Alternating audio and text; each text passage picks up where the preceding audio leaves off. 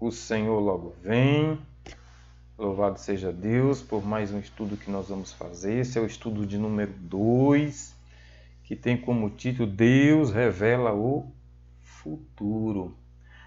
Eu lembro que no estudo anterior nós apresentamos aqui a Escritura Sagrada e consideramos, até comentamos que Deus tem alguns atributos que ninguém no universo tem, que é a onisciência, onipresença e onipotência. Por conta disso, por conta desses atributos, Deus tem plenas condições de nos apresentar o futuro.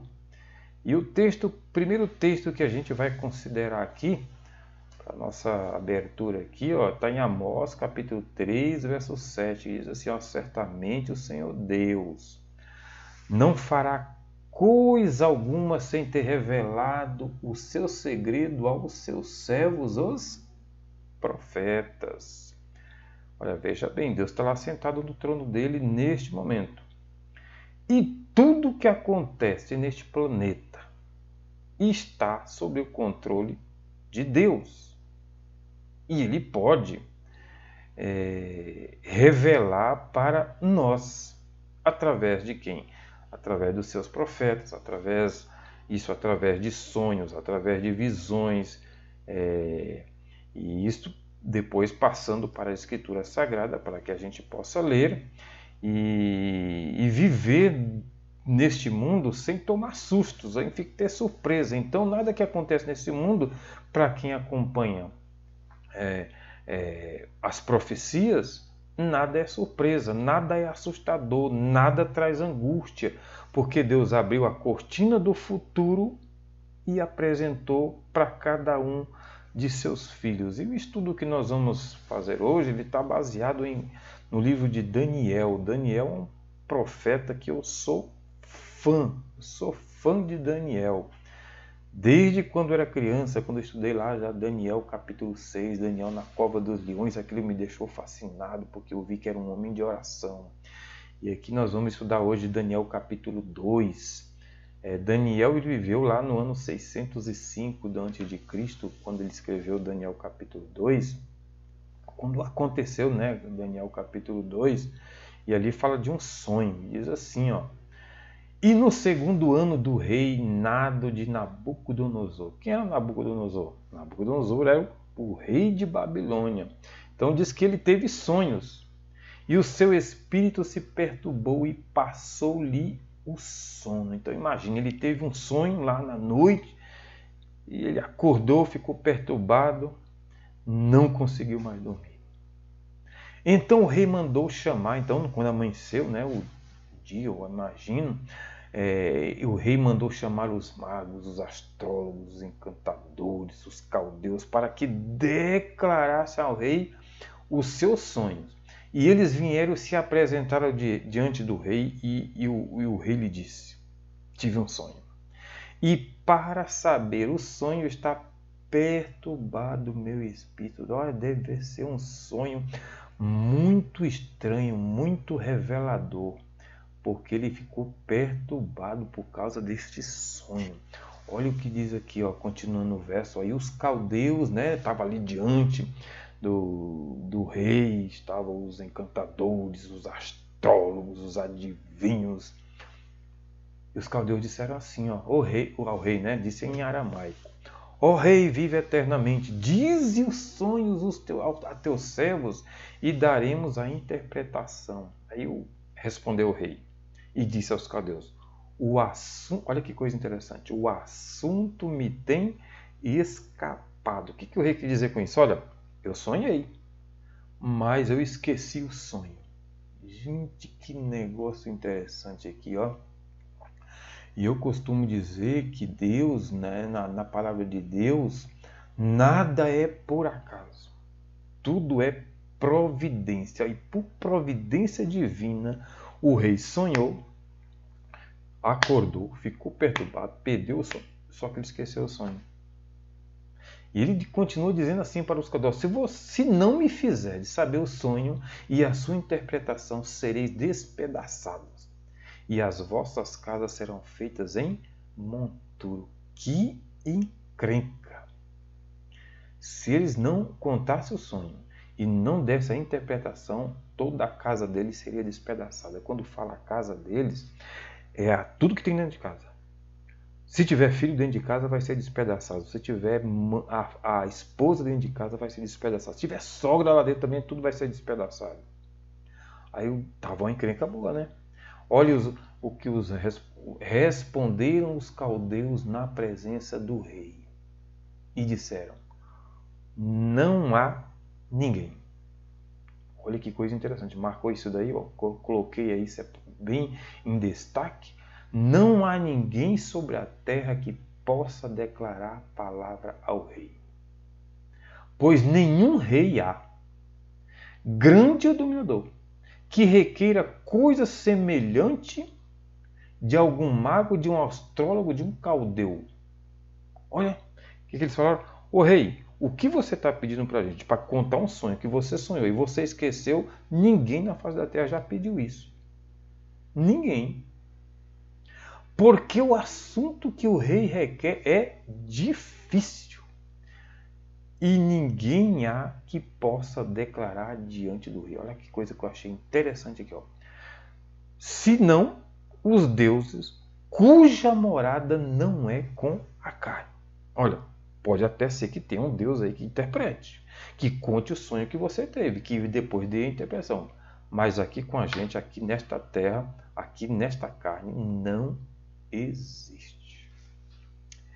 Como eu falei, tudo é por providência divina. E por providência divina, Daniel não estava perante o rei naquele momento. E ele ficou sabendo da encrenca. E quando a gente está numa encrenca, o que eu aprendi na vida é que quando está encrencado, procura quem? O Deus Todo-Poderoso. Se o impossível bater na tua porta, chama Deus para atender. É assim que acontece. E aqui diz ó, que Daniel ele soube da encrenca, ele pediu ajuda para Deus. E Deus passou para ele a solução, diz assim, ó. Então foi revelado o mistério a Daniel numa visão de noite. Então Daniel louvou o Deus do céu e falou Daniel dizendo. Então o que aconteceu? Na noite seguinte Daniel teve o sonho, teve a interpretação e ele amanheceu o dia louvando a Deus por isso. Ele diz assim, ó, olha o que ele falou ó, no louvor dele. Ó, seja bendito o nome de Deus de eternidade a eternidade. Porque dele são a sabedoria e a força. E ele muda os tempos e as estações, ele remove os reis e estabelece os reis. Ele dá sabedoria aos sábios e conhecimento aos entendidos. Ele revela o profundo e o escondido, conhece o que está em trevas e com ele mora a luz. Ó Deus de meus pais, eu te dou graças e te louvo, porque me deste sabedoria e força, e agora me fizeste saber o que te pedimos, porque nos fizeste saber este assunto do rei. Olha só, ele louvando a Deus, porque Deus deu a solução. Isso está em Daniel, aí no capítulo 2, no verso 19 ao 23, você vai acompanhar isso daí. Então, quando amanheceu o dia, depois que ele louvou a Deus, ele teve a oportunidade de comparecer diante do rei. Eu imagino que o rei também estava ansioso para ver a resposta de Daniel, né? Então ele diz assim, ó, tu, ó rei, agora Daniel perante o rei, né? Estava vendo e eis aqui uma grande estátua. Nossa, na hora que Daniel falou assim, ó, uma grande estátua, acho que Nabucodonosor se mexeu na cadeira. Porque ele sabia que era uma estátua mesmo, ele viu que era uma estátua. Ele lembrou que era uma estátua. Era imensa, cujo esplendor era excelente e estava em pé diante de ti. A sua aparência era terrível. Talvez por conta disso ele passou a noite perturbado, né? A cabeça daquela estátua era de ouro fino, e o seu peito e os seus braços de prata, e o seu ventre e as suas coxas de cobre, algumas versões da Bíblia diz bronze, as pernas de ferro e os seus pés de barte em parte de ferro e em parte de barro. Olha só a configuração da estátua. Imagine o rei Nabucodonosor ouvindo isso e ele ali vendo aquela configuração. Exatamente isso que eu sonhei, né? Estava vendo isto, olha, continuando vendo a estátua, né? Continuando o sonho, é quando uma pedra foi cortada sem auxílio de mão. Ou seja, está lá a estátua e a pedra veio de bem de longe, do alto, sem auxílio de mão. E o que diz aí, ó? E o qual feriu a estátua nos pés de ferro e de barro. Lembra que ele contou o sonho que os pés eram de ferro e barro? E diz assim, ó, e os esmiuçou. O que esmiuçou? A pedra que veio do alto. Então foi juntamente esmiuçado o ferro, o barro, o bronze, a prata e o ouro, os quais se fizeram como pragana das eiras do estio, e o vento os levou, e não se achou lugar algum para ele, mas a pedra que feriu a estátua se tornou grande monte e encheu toda a terra. Olha que detalhe interessante, veio uma pedra lá do alto, bateu no pé da estátua, e o que acontece quando bate numa estátua no pé? Toda a estátua cai. Ou seja, aquela estátua que era formada de ferro, de barro, de bronze, de prata e de ouro, ela se esmiuçou. Esmiuçou quer dizer virou pó. E o pó diz que o vento levou. E aquela pedra que veio do alto, ela se tornou um grande monte. Olha que coisa interessante, né? Então toda a estátua se acabou. Agora tem que dar interpretação, né? Eu fico imaginando o rei ali, sim, foi exatamente isso que eu sonhei. Só que, Daniel, eu quero a interpretação completa. Tu, ó rei, és reis de reis, a quem Deus do céu tem dado o reino, o poder, a força e a glória. Olha o que o Daniel falou. Tu és a cabeça de ouro. Nabucodonosor era rei de onde mesmo? De Babilônia. Então ele diz, tu é o rei de Babilônia, foi Deus que te colocou aí. E depois de ti se levantará outro reino, inferior ao teu, de prata. Lembra do sonho? Ou seja, o peitoral e os braços eram de prata. E um terceiro reino, de bronze, ou de cobre, o qual dominará sobre toda a terra. Agora vamos para o quarto, já estamos nas pernas aqui, e o quarto reino será forte como ferro. Ferro, exatamente, ferro é muito forte. Pois como o ferro esmiuça e quebra tudo, como o ferro quebra todas as coisas, assim ele esmiuçará e fará tudo em pedaços. Depois das pernas vem o quê? Os pés lá embaixo, né? E quanto ao que viste dos pés e dos dedos, e em parte barro de oleiro, e em parte de ferro, isso será um reino dividido, contudo haverá nele alguma coisa de firmeza do ferro, pois viste o ferro misturado com barro de lodo, ou seja, lá nos pés, como é que era o pé? A matéria-prima do pé era de ferro e barro. Já viu ferro e barro se unir assim, se misturar? Não consegue. Mas tem coisa forte aí no meio, né? Tem o ferro. Olha outro detalhe bem interessante, nos pés tem quantos dedos? 10 dedos. Presta atenção nisso daí, hein? Era mais ou menos assim, olha o sonho, ó. E a interpretação, ó, era isso daí. Então, ó, lá a cabeça de ouro era o Império Babilônico, exatamente, o Império de Nabucodonosor. Durou quanto tempo isso? Do ano 606 até o ano 539 a.C. 66 anos. O peitoral de barro, o peitoral e o braço era de prata. Representa os Medo Persa, talvez aí, ó. Os Medo Persa, um braço direito e o braço esquerdo aí, ó. 539, durou quanto tempo? 539 a.C. até o ano 331 a.C. Durou quanto tempo? 206 anos. Agora a gente vai aqui para o ventre e as coxas, né? Formado de bronze. representa o Império Grego, do ano 331 até o ano 168, ou seja, durou, isso antes de Cristo, durou 163 anos. Agora vamos para as pernas. As pernas eram de quê mesmo? De ferro, que representa o Império Romano. O Império Romano foi o império que mais, aí na estátua, né, teve duração 644 anos, do ano 168 antes de Cristo até o ano 476 já depois de Cristo, já na nossa era aí, ó. E só para a gente se situar, quando Jesus veio a esta terra, os judeus estavam sob o jugo romano. Por isso que eles imploravam para Jesus destruir os romanos. Porque eles achavam que Jesus, com todo aquele poder de multiplicar pães, de fazer cego enxergar, de fazer coxo andar, de fazer Lázaro ressuscitar, eles pensavam assim, isso aí é o homem que vai destruir o Império Romano e vai nos livrar disso. Só que Jesus Cristo veio e foi para livrar do jugo do pecado. E outro detalhe, só para a gente se situar, Jesus foi julgado por quem? Pilatos. Pilatos era o imperador de Roma. Olha que coisa interessante aí acontecendo dentro da história. E depois do Império Romano vem quem?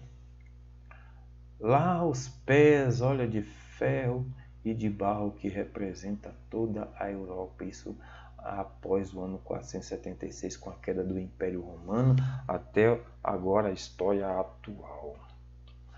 Olha, deixa eu só contar aqui para a gente se situar como foi a queda do Império Romano.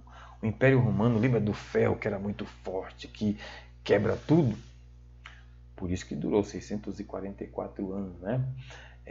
Mas a Bíblia diz, a profecia diz que aquilo ia cair. Então, existia dentro de Roma, passou um tempo a existir dentro de Roma, disputas internas pelo poder. Só para você ter uma ideia, num período de 50 anos, apareceu 16 imperadores. Isso em se tratando do Império Romano, isso quer dizer que estava enfraquecendo. E por conta disso, houve divisão entre o Ocidente e o Oriente. Toda vez que tem crise, vai trazendo consequências. Por exemplo, crise econômica. A crise econômica foi tão forte dentro de Roma que teve que fazer a troca da moeda, e a moeda foi mais fraca. Quando uma moeda é mais fraca, o que acontece? A economia ela vai se deteriorando. Por conta disso, sabe o que aconteceu com os militares, que eram um poderio imenso de Roma? Eles começaram por falta até de salário, começaram a abandonar as fronteiras de Roma. Quando uma fronteira ela é enfraquecida, isso dá abertura para que o inimigo possa entrar. E por conta disso, e no mesmo período, estava tendo um crescimento do cristianismo que era um negócio extraordinário. E lembra que eu falei das fronteiras que estavam enfraquecendo, dando abertura para os inimigos? Os bárbaros invadiram Roma. Quem eram os bárbaros? Bárbaros eram um grupo de nações, de reinos que não entendia a língua dos romanos, não aceitava os costumes do romano, não aceitava a cultura, nada. Eles eram bárbaros. E é por isso que de onde vem bárbaros? Igual quando a gente aqui no Brasil fala assim, ele fica falando blá blá blá blá blá blá, tipo, não está entendendo nada. Os bárbaros, os romanos falavam assim, bar, ou seja, não estou entendendo nada que eles estão falando. Ou seja, por isso que veio a palavra bárbaros, né? Eu lembro quando na 8ª série a gente decorava lá na história antiga, né? Tinha que decorar, que ia cair na prova quem são os bárbaros, quantos são. Existiam 10, um grupo de 10 que formavam os bárbaros, os trogodos, visigodos, anglo-saxônicos, os érolos, os vândalos, os suevos. Eram 10 nomes. 10. Sabe o que eu lembrei agora? Dos 10 dedos da estátua. Eles invadiram Roma. Esses 10 invadiram Roma no ano 476 e destruiu o Império Romano. Por que aconteceu isso? Porque alguém superior na profecia determinou que isso ia acontecer. Uma aplicação aí para nós. O fator que mais chama a atenção está no fato de que o ferro e o barro não se misturam. Isso chama a atenção do estudioso da Bíblia e de história, né? Isso era uma profecia permanente que depois do Quarto Império, os países europeus tentariam se reunificar para formar um novo império, mas não mais se ligariam. Existiram várias tentativas de unificação, mas todos sem sucesso. Entre eles, nós podemos citar aí Carlos Magno, Carlos V, um bastante conhecido Napoleão Bonaparte, e um bem recente aí, o Adolfo Hitler. Tentou unir a Europa. Nunca conseguiu. Por que não conseguiu? Porque estava escrito na profecia que o ferro e o barro jamais se uniriam. Isso é profético. Quando é profético que vem de Deus, se cumpre, por mais que os homens tentam contrariar. Nós temos um exemplo aí, Napoleão Bonaparte, ele diz assim, que Alexandre, Carlos Magno e eu fundamos impérios baseados na força. Jesus Cristo fundou seu reino, seu império baseado no amor. Isso foi Napoleão Bonaparte. Ele chegou a essa conclusão. Não adianta tentar unir. Não adianta. Né? Olha que diz Apocalipse capítulo 21, verso 5. E o que estava sentado sobre o trono disse: eis que faço nova todas as coisas. Quem tem que poder dizer fazer nova todas as coisas? Lembra da pedra? Quando a pedra bateu, a estátua virou pó. E a pedra fez um grande monte. E tudo se fez diferente, tudo se fez novo. E a Bíblia diz assim, no Apocalipse, o profeta, né? O profeta João, capítulo 21, verso 5 de Apocalipse. Escreve estas palavras. Elas são verdadeiras e fiéis. Por isso que eu acredito em profecia. A profecia termina com uma pedra que destrói toda a estátua. Ela representa o reino de Cristo, que será um reino eterno. Lá no próximo estudo número 3, eu vou falar sobre essa pedra. Será estabelecido para sempre e terá o mundo todo unido. Haverá sim um império mundial, não mais controlado por homens, mas agora comandado pelo próprio Deus. Olha que coisa interessante. Você está vendo aí? A pedra destrói a estátua e cresce do tamanho do mundo. Sabe o que é isso? É a volta do nosso Senhor Jesus. Não perca o estudo número 3, tá? Vou falar sobre essa pedra aí. Olha o que diz Apocalipse capítulo 11, verso 15. E o sétimo anjo tocou a sua trombeta e houve no céu grandes vozes que diziam, olha aqui que diz, olha, presta atenção. Os reinos do mundo vieram ser do nosso Senhor, Deus, e do seu Cristo. Cristo, aquele que conquistou impérios baseado no amor. Lembrando lá de São João 3, verso 16, né? Que ele morreu na cruz do Calvário. Isso é amor. Montou seu império baseado no amor. E ele reinará para todo o sempre. Que lição a gente tira aqui para nós? Que a gente tira aqui? Jesus Cristo, ele vai montar seu império. Império eterno. Todos os reinos passaram. Mas o reino de Cristo não vai passar. No dia que Jesus Cristo estiver reinando para toda a eternidade neste planeta, você quer fazer parte deste reino? Foi por isso que ele morreu na cruz do Calvário, para conquistar, para me conquistar. Ele me conquistou. E eu quero fazer parte desse reino que ele vai fundar para toda a eternidade. Faça a cruz de Cristo, o amor de Cristo, faça valer a pena para você, porque ele vai montar o seu império e vai reinar com os fiéis para toda a eternidade. Pense nisso, pense agora e tome a sua decisão agora do Rei Jesus tomar conta da tua vida. Que Deus te abençoe e muito em breve Jesus voltará para montar o seu reino para toda a eternidade. Que Deus te abençoe ricamente aí com